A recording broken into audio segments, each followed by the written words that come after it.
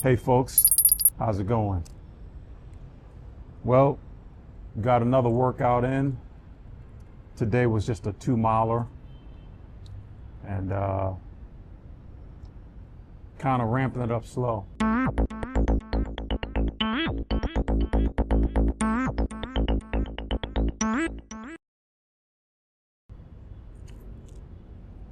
And you may say, ramping it up slow? Yeah. I told you guys I was going to tell you about, man, I've got stories, man. I got chapters, bro. I got chapters in my life. When I got back from this Southeast Asia, where I am now, the last time in October, I had an appointment right when I got back at the VA. Yeah, the VA. They messing around, aren't they? I ain't gonna talk about politics, y'all. Don't worry about that. But so my appointment was to get my vaccine, my Moderna COVID, and I promised them that I would, do it upon my return. And so I did.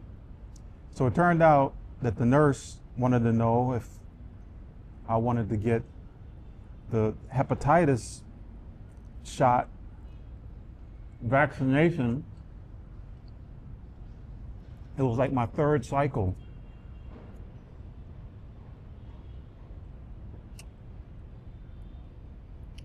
Sorry about that. It was like my third cycle. Third dose, rather. And she said, do you want them both? I apologize for eating. For people that seems to offend. People are funny, man. They jumped up in my comments last time I told them I was eating. Man, I love your content, man, but man, that chewing, man, it really messes with me, man. Really?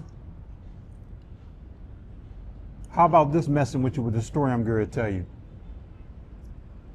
So I decided, let me go ahead and I don't know why that's drifting, y'all.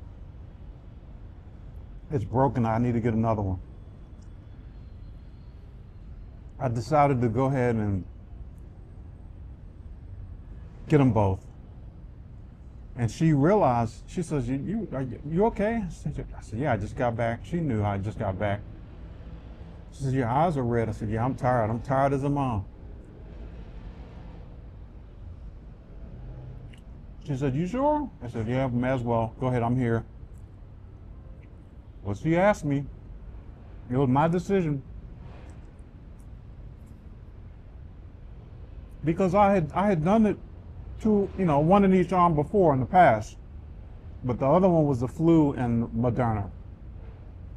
But anyway, you know where this is going.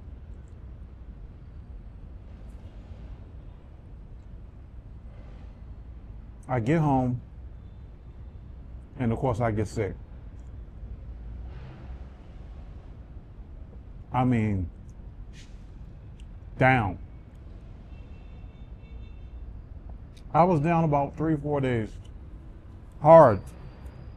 Fatigue, the whole nine. Fever, chills, sweats, the whole phase. As though I was sick. As though I had something.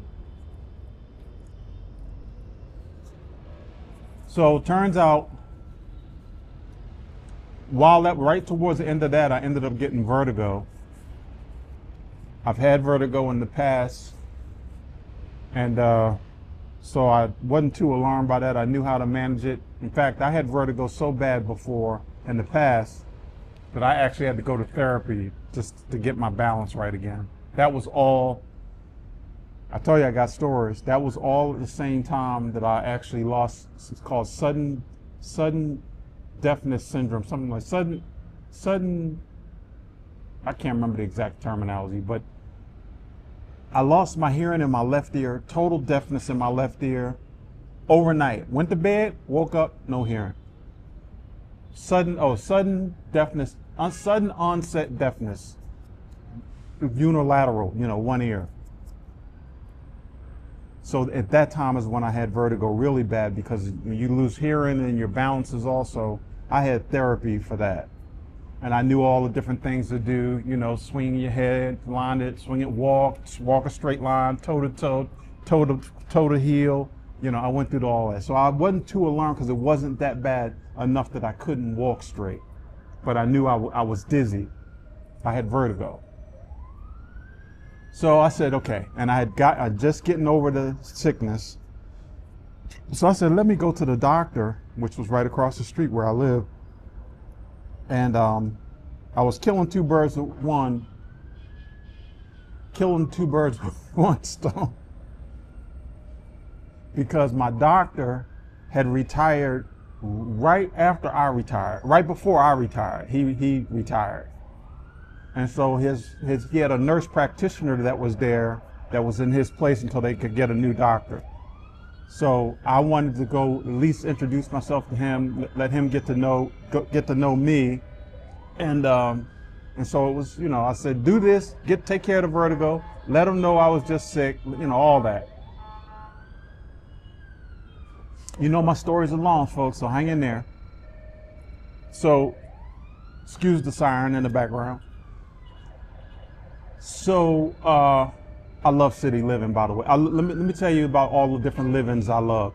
I love city living, I love mountain living, and I love beach living. I love all the different things you can do. I love being out with the crickets, where you hear crickets at night. I love being up in the mountains, fresh air, views. I love beach because you can hear the water. I love city life because I grew up in the city. So anyway, he gave me medicine for the vertigo. I said, okay, thanks. I may not need it. He said, just take it just in case. I said, okay. I ended up only taking it one time. While I was in the office, he says, well, since you're here, when's the last time you had a EKG? I said, I don't know, maybe when I was real ill before. I think I posted the video. I may have posted it right before this one, but if not, if you don't see it here on TikTok, it's on YouTube. Go check it out. I'm sure you'll find it interesting. It's another chapter, another health chapter in my life. This thing is drifting.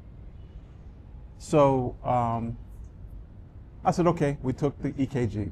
He says, I'll get the results back to you. I'll let you know as soon as I get them back. Okay.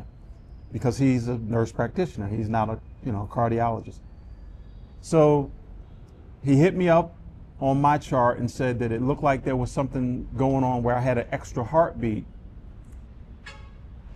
I said, okay. He says, you might want to go, I can set you up with a cardiologist if you want, just to make sure everything is all right. Because I wasn't feeling bad, my heart was all right. I've been healthy. I'm an athlete, been running all my life, I was in fact, right before all this happened, I was in the best condition I think I'd been since I was in high school.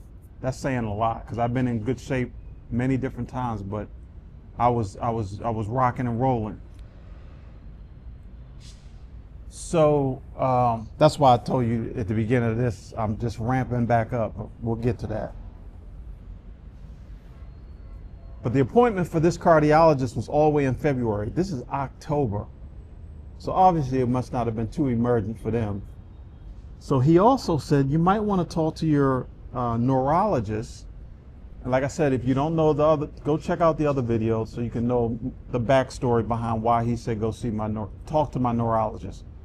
So I did, sent him a note, and my neurologist said, yeah, you might want, you probably, your heart may have suffered something as a result of getting the double whammy of those two different vaccines on top of the condition that I already, current condition that I already have.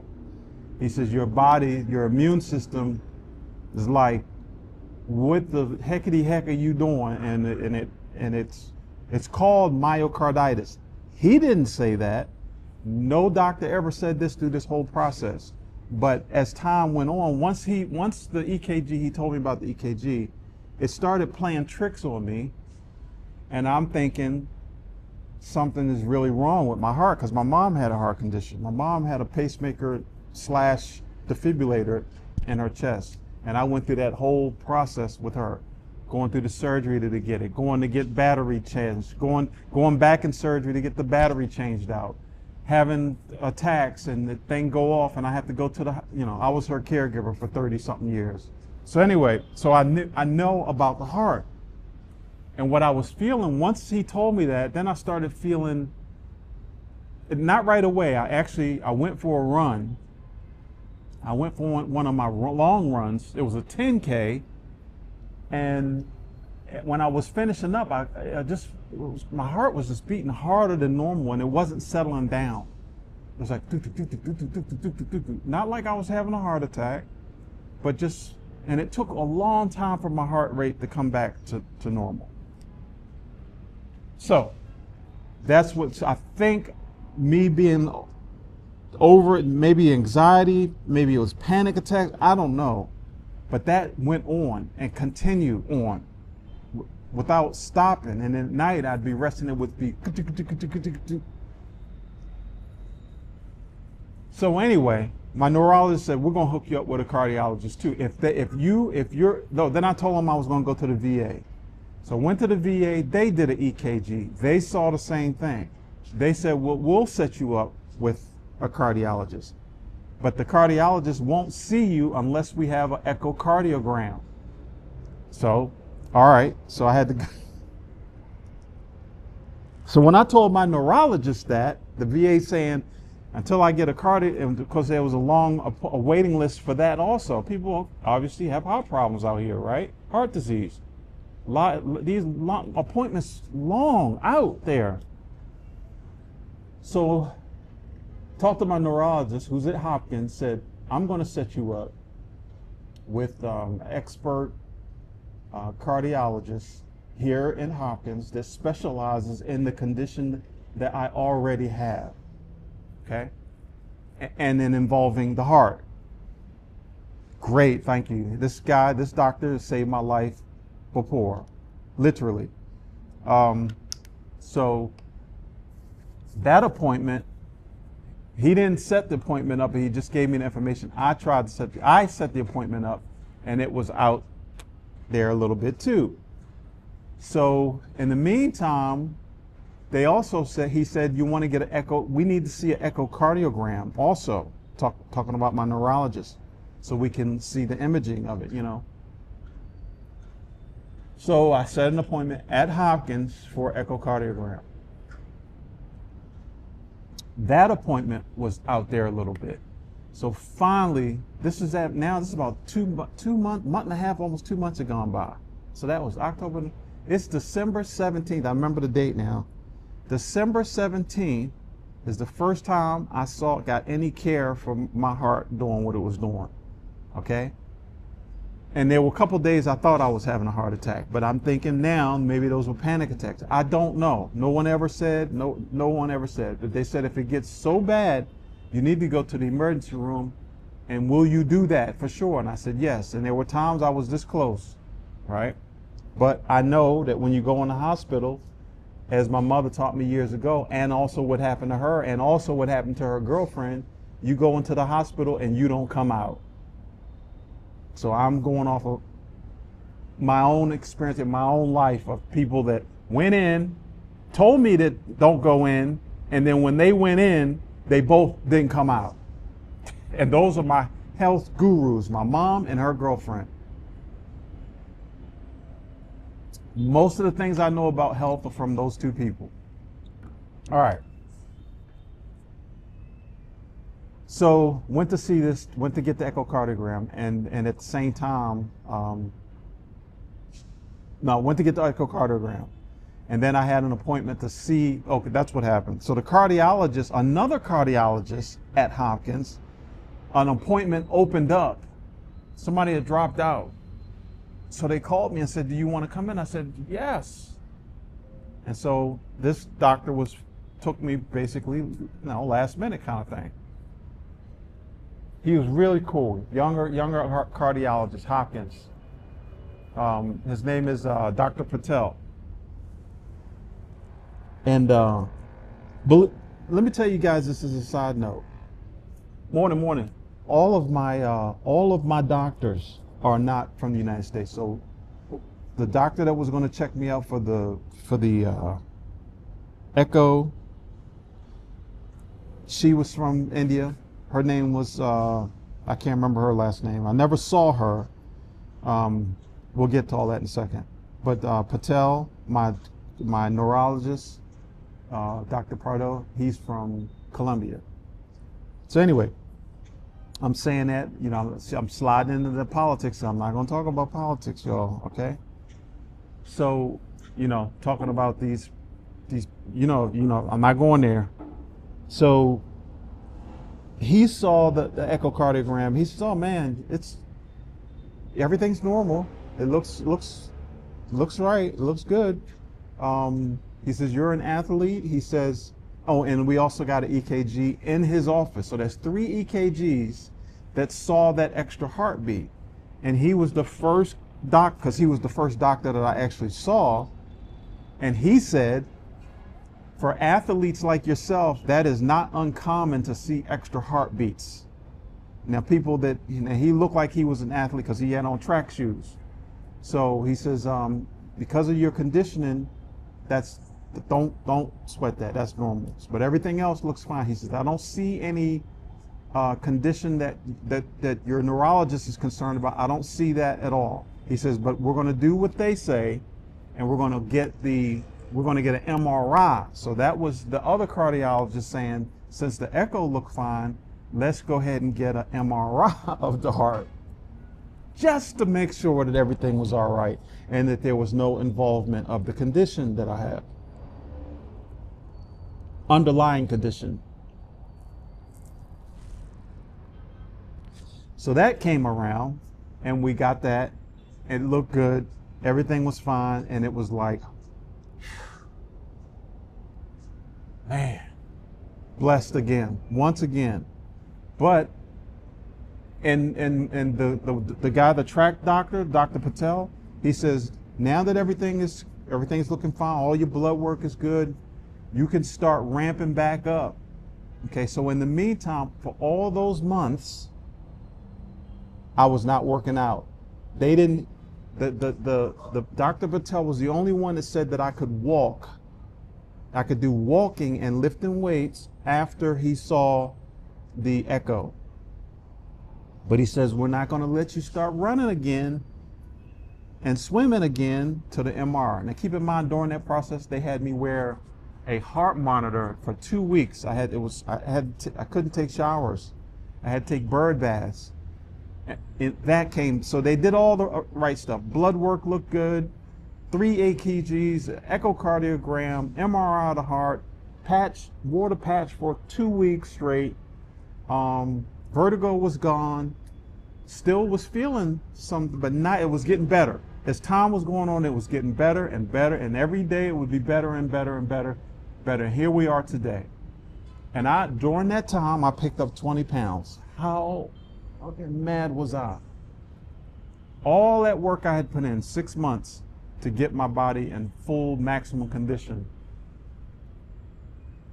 And I picked up all that weight. And I wasn't feeling well because of what was going on and stressing over that, on top of stressing over the damn election.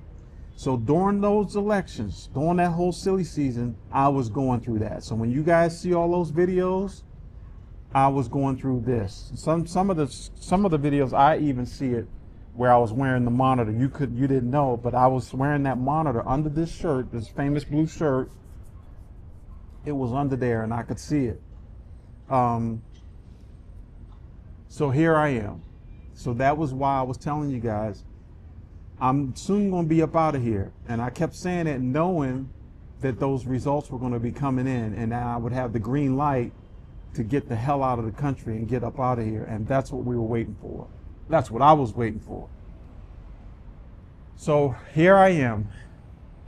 The weight is coming off quickly. In fact, when I had that massage the other day, I told you in that video that I was holding a lot of brown water, which comes from stress, which comes from congestive heart failure, which comes from leaky gut, all kind of things. I honestly believe all that shit was going on with me because I was getting bloated real easy. And what happens is that fluid with leaky gut, it leaks out into your abdomen. And if you have a heart condition, which I did, but it really wasn't because they said I was fine, but I think it was having panic, you know, all that. But I know I wasn't eating right. In fact, I had started eating sugar again. I hadn't had sugar since 2019. And I was eating cookies, bags of cookies. Then slept into the cake thing. I love cake, but I was eating cookies. I was eating a lot of bread. That's the killer, right? That's the weight gainer, bread. Other than that, my diet was all right. I wasn't eating fast food or anything like that. I was still cooking my food. So here we are, second home. I just finished my workout. I'm feeling great.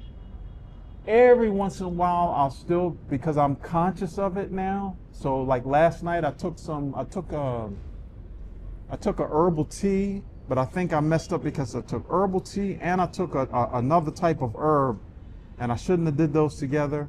And it was kind of racing again. It was for sleep, but it was, so I won't do that again. But me working out and everything, fine. I can go, I'll sprint and run down back over it on the backside here. Everything fine. Push-ups, fine. I'm getting back to where I was. Long story, huh? So, for the guy that said, you're chewing, Bob, okay, how about you? How about if I tell you you might be having a heart attack? Is that going to stop that? You talking about me chewing? People, man, people, it's just the little things, you know, that they think is little, but it can trigger people. You want to talk about that, and I'm sitting here to get ready to tell you a story about my heart. People, man. Anyway, I hope you guys found that interesting. I still haven't had any alcohol since 2019. But I'm thinking on this trip, now that I've been through two major health scares, one of them was definitely longer than the first health scare back in 2007. Like, if you haven't seen that video, go check it out. That went over a course of years. This one, just a couple of months, but they both are serious. One of them was dealing with the brain, and the other one was dealing with my heart. You can't live without either one of those. You gotta have both. So, anyway, that's what's making me hesitant.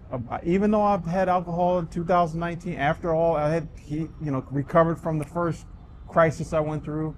I wasn't drinking like I was in my past now. I wasn't knocking back 40 ounces and all that, but I did. Whenever I was out socializing, I did hit it. I can think of 2 times where I drank a little bit too much. So I definitely won't do that again, ever in my life. Never say never, but I guess it depends on what company you're keeping. But I might do a couple shots of tequila. That's my favorite. Just a couple, minimum. I have to give myself a minimum and say, this is all you can have, no more. Just kill it and just drink water for the rest of the night or day, whenever I'm drinking. It won't be in the morning, folks. But you know how sometimes you might be at the beach and you might want to just knock a brew back or something like that. I don't like beer too much because it makes me bloated, full. Tequila's my thing. So that's it, and that's all. I hope you guys enjoyed that. Hope it was enlightening for folks. So if you do have a health thing, especially with your heart, don't hesitate to go to the hospital. Don't. I'm not a doctor. Don't take my advice. Even though you probably have heard, you go in the hospital, you don't come out. If you don't know, if you don't have experience about heart condition stuff like I did for years, decades, in fact, with my mom, then you need to go to the hospital.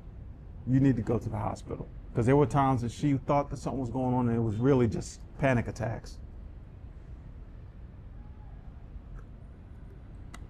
Which can make you feel like you're having a heart attack, by the way, panic attack.